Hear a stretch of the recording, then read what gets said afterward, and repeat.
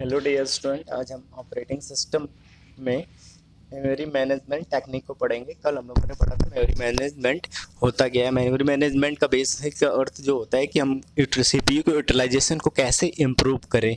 तो हम इसमें मेमोरी मैनेजमेंट टेक्निक में देखते हैं operating system used various memory management method to manage primary memory that is RAM. जो ऑपरेटिंग सिस्टम होता है हमारा एक वेरियस अनेकों प्रकार के मेथड को यूज करता है मैनेज करने के लिए प्राइमरी मेमोरी को, जो क्या होता है हमारा रैम होता है। जैसा कि as we know degree of multiprogramming is very important. क्या होता है ये मल्टी प्रोग्रामिंग वेरी इंपॉर्टेंट। कल वाले लेक्चर में हम लोगों ने पढ़ा था कि डिग्री ऑफ मल्टी प्रोग्रामिंग क्या होता है। अब यहाँ पे देखते हैं डिग्री ऑफ मल्टी प्रोग्रामिंग क्या है। CPU utilization can be improved by multiprogramming. इसमें क्या होता है, हम सीपीयू की यूटिलाइजेशन को इम्प्रूव करते हैं so that whenever CPU needs number of process I will have plenty number of process in my RAM। क्या होता है कि हम नंबर ऑफ जो हमारा प्रोसेस होता है वो ज़्यादा होता है। जितना ही मैक्सिमम नंबर ऑफ प्रोसेस को हम रैम के अंदर लेके जाएंगे उतना ही हमारी डिग्री ऑफ मल्टी प्रोग्रामिंग क्या होती है, इंक्रीज होगी।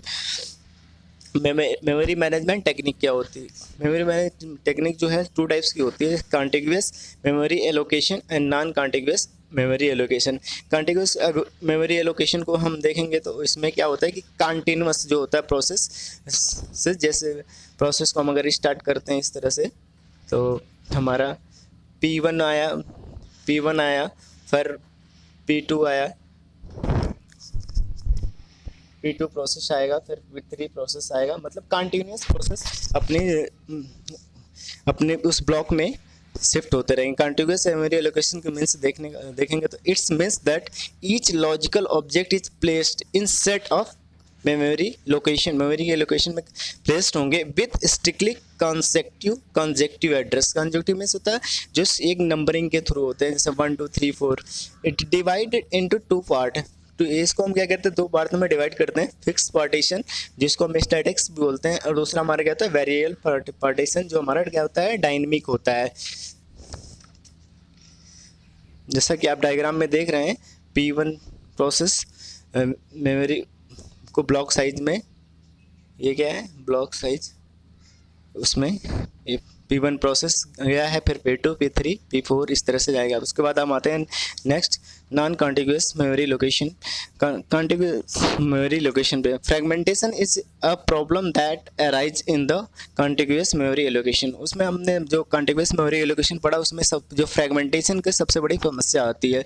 To overcome the fragmentation problem was involve which makes the logical address space non contiguous in nature. तो हम क्या करते हैं, इस फ्रेगमेंटेशन प्रॉब्लम को जो प्रॉब्लम आती है हमारी कॉन्टिग्यूअस में, ओवरकम करने के लिए लॉजिकल एड्रेस स्पेस या नॉन कॉन्टिग्यूअस इन नेचर को यूज करते हैं। ये जो है इसमें भी डिफरेंट टाइप के टेक्निक्स हैं जो हमारे क्या होता है paging, multi level paging, inverted paging, segmentation and segmented paging. सबसे पहले हम क्या करते हैं, यहाँ पर प्रोसेस को डिवाइड कर देते हैं।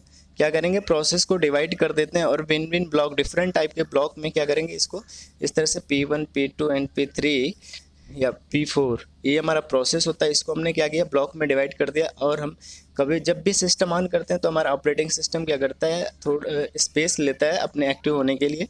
और इस तरह से मान लीजिए हमने P1 यहाँ पे आया, या ये हमारा जो है डॉट जो दिख रहा है यहाँ पे, ये क्या है ऑलरेडी ऑक्यूपाइड, मतलब वो किसी और प्रोसेस के थ्रू ऑक्यूपाइड होगा।